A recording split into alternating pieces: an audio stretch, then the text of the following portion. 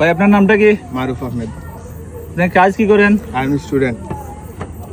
আপনার জন্য এই 13 Pro Max অপেক্ষা করতেছে।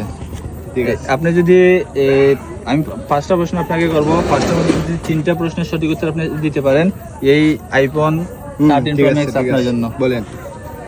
প্রথম প্রশ্ন হচ্ছে জার্মানির রাজধানীর নাম কি? Capital Berlin. সঠিক উত্তর। ভাইটি প্রথমটি সঠিক উত্তর দিয়ে দিল। দ্বিতীয় প্রশ্ন হচ্ছে আইফোন দিবাইনি।